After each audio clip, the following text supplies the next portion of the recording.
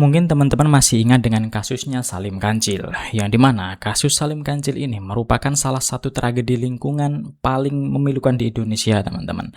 Yang dimana Salim adalah petani biasa dari desa Selo Awar-Awar, Kabupaten Lumajang, Jawa Timur, yang menolak keras aktivitas tambang pasir ilegal, teman-teman. Yang dimana ini dianggap merusak lingkungan, kemudian menghancurkan lahan pertanian gitu ya, serta mengganggu kehidupan warga sekitar dari tambang pasir ilegal tersebut.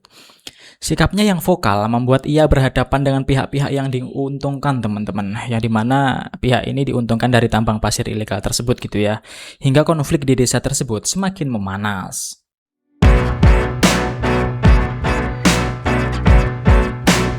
Di wilayah tersebut, kerusakan lingkungan akibat tambang pasir ilegal itu sangat nyata, teman-teman. Lahan pertanian warga banyak yang rusak karena tertimbun sedimen pasir dari aliran air gitu ya, aliran air sungai, sehingga tidak lagi subur dan juga sulit ditanami oleh petani di wilayah tersebut. Ekosistem sungai juga terganggu, teman-teman, akibat dari penggalian pasir besar-besaran yang menyebabkan air itu menjadi keruh, terjadinya erosi, serta meningkatkan resiko banjir karena struktur sungai yang berubah. Selain itu, truk-truk pengangkut pasir yang melintas di setiap harinya itu ya, menyebabkan jalan di desa itu cepat rusak, teman-teman, dan sulit juga digunakan oleh warga. Dampak lainnya adalah terganggunya ekosistem sekitar sungai dan juga pesisir, teman-teman, serta potensi penurunan kualitas air tanah gitu ya, yang berdampak pada kebutuhan air bersih masyarakat wilayah tersebut. Nah, sebelum melanjutkan ceritanya, alangkah lebih baiknya teman-teman buat subscribe terlebih dahulu channel ini, supaya teman-teman semuanya nanti tidak ketinggalan dengan video-video saya selanjutnya. Langsung saja kita bahas. Selamat datang di channel saya. Welcome to my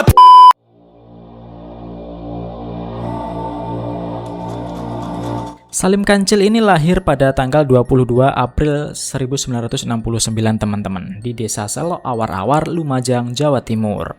Ia dikenal sebagai petani yang berani menolak, teman-teman, berani menolak tambang pasir ilegal di pesisir Watu Pecak yang telah lama beroperasi tanpa izin atau bisa dikatakan ilegal, teman-teman. Aktivitas tersebut merusak lahan pertanian, mengikis garis pantai, mencemari sumber air, dan memicu konflik sosial. Di baliknya, beredar dugaan keterlibatan pengusaha lokal, pejabat desa, hingga oknum aparat yang ikut melindungi operasi tambang ilegal tersebut. Nah, di sini bisa dikatakan, teman-teman, bahwasanya aparatur desa di sana, kemudian ada pejabat-pejabat tertentu serta pengusaha lokal gitu ya, ikut berkecimpung dalam operasi tambang ilegal tersebut, teman-teman, sehingga masyarakat di sana itu tidak bisa berkutik sedikit pun. Untuk melawan kondisi tersebut, teman-teman, Salim Kancil bersama warga itu membentuk forum komunikasi masyarakat peduli pesisir, yang dimana mereka ini mengumpulkan bukti-bukti kerusakan dan juga melaporkannya ke pihak berwenang, teman-teman. Ya, dalam hal ini bisa jadi kepolisian, teman-teman, tapi apalah daya, karena oknum-oknum tertentu yang ada di sana itu berpihak ke tambang pasir ilegal tersebut.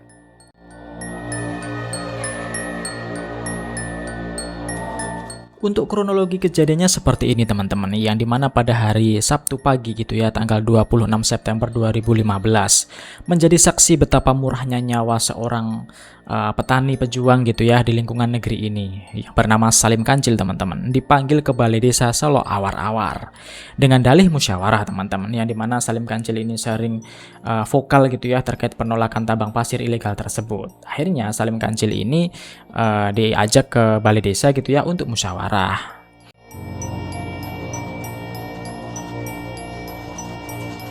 Namun setibanya di lokasi, ia justru mengalami intimidasi, teman-teman, dan juga tekanan agar menghentikan penolakannya terhadap tambang pasir ilegal tersebut.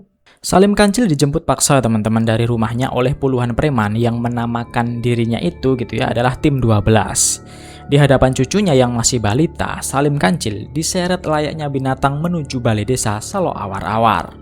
Setelah sampai di Balai Desa, di gedung yang seharusnya menjadi simbol pengayoman masyarakat gitu ya, Salim tanpa ampun.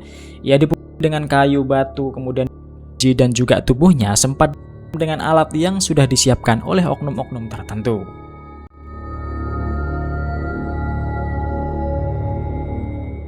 Jadi sungguh miris, teman-teman, yang dimana Balai Desa itu yang seharusnya tempat buat musyawarah, buat kita katakanlah vokal akan keadilan di desa tersebut gitu ya, akan tetapi malah dijadikan sebagai tempat untuk Salim Kancil.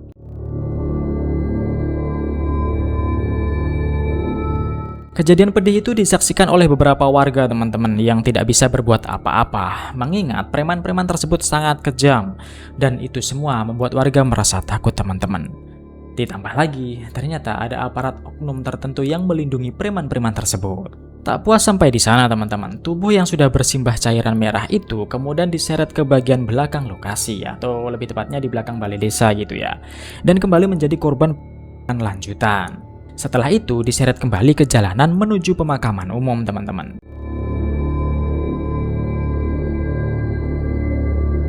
Di sana nyawanya Salim Kancil itu diisi dengan hantaman batu besar di bagian kelapanya teman-teman secara brutal oleh preman tersebut. Akibat brutal tersebut akhirnya Salim Kancil dinyatakan meninggal dunia teman-teman.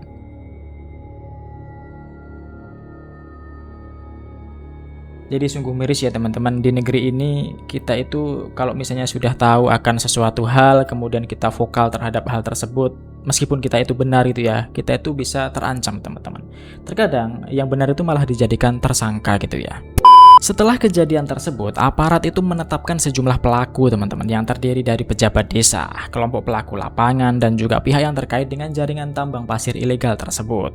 Kepala desa Selo Awar-Awar disebut sebagai salah satu aktor utama teman-teman, dibantu beberapa perangkat desa dan juga pejabat desa lainnya. Sementara pelaku lainnya itu terlibat langsung dalam Salim Kancil teman-teman, yang dimana di sini adalah preman-preman yang tadinya sudah menyeret Salim Kancil dari rumahnya kemudian dibawa ke balai desa.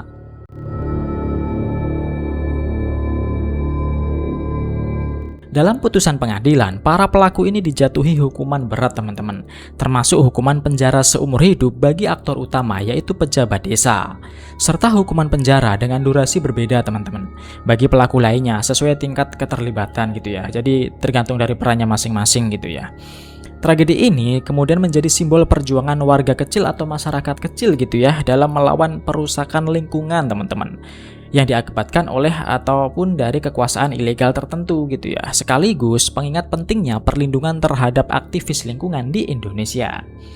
Jadi seperti yang saya sebutkan tadi teman-teman, meskipun kita itu benar, meskipun kita itu punya data, tapi kalau yang punya wewenang itu sudah berkata A, kita bisa jadi tersangka.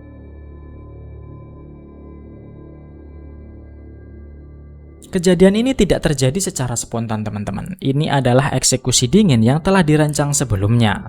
Salim Kancil karena ia berani berkata tidak teman-teman pada tambang pasir ilegal yang telah merusak sawah dan mata pencaharian warga wilayah tersebut. Kepala desa saat itu adalah Bapak Haryono yang bertindak sebagai otak intelektual bersama asistennya yaitu Mat Dasir. Mereka mengerahkan massa untuk membungkam suara oposisi.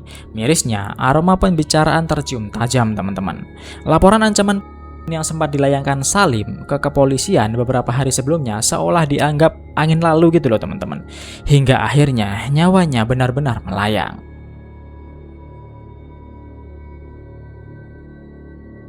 Jadi sebelumnya itu Salim Kancil itu sudah ada intimidasi bahwasanya akan oleh beberapa oknum gitu ya. Akan tetapi ketika Salim Kancil ini melaporkan hal tersebut itu ke pihak berwenang, seolah-olah tidak dianggap teman-teman. Hingga akhirnya nyawanya Salim Kancil pun benar-benar melayang.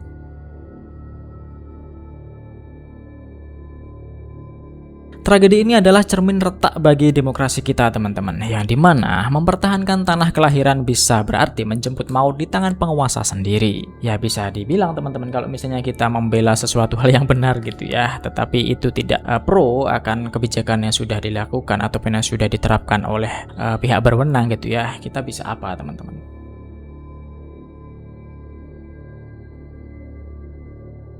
Kita tidak boleh lupa teman-teman, karena apabila kita melupakan Salim Kancil berarti kita memberi restu bagi para mafia tanah gitu ya untuk terus menggerogoti negeri ini. Tragedi ini juga memicu perhatian nasional teman-teman terhadap tambang ilegal dan perlindungan terhadap aktivis lingkungan. Namun bagi banyak orang, hukuman terhadap pelaku tidak pernah benar-benar bisa menghapus luka teman-teman. Karena yang hilang bukan hanya satu nyawa. Yang hilang ini adalah seorang ayah teman-teman, seorang tetangga kita, seorang warga Lumajang, seorang petani biasa, seorang petani pesisir gitu ya, yang memilih berdiri tegap ketika banyak orang dipaksa tunduk oleh ketakutan aparat desa tersebut. Sampai hari ini nama Salim Kancil itu masih sering disebut ketika seseorang gitu ya berbicara tentang perjuangan lingkungan hidup di Indonesia. Ia menjadi pengingat bahwa kadang perubahan besar justru dimulai dari orang-orang sederhana yang berani berkata tidak.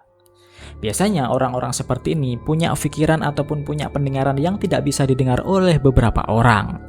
Misalnya, ini salah, ini tidak beres, maka orang tersebut harus berani bertindak untuk mengatakan tidak. Dan mungkin itulah yang paling ditakuti oleh mereka yang merasa punya kuasa, teman-teman. Bukan senjata, bukan juga kekayaan. Namun, keberanian seorang rakyat kecil, teman-teman, yang berani menolak untuk mengatakan tidak.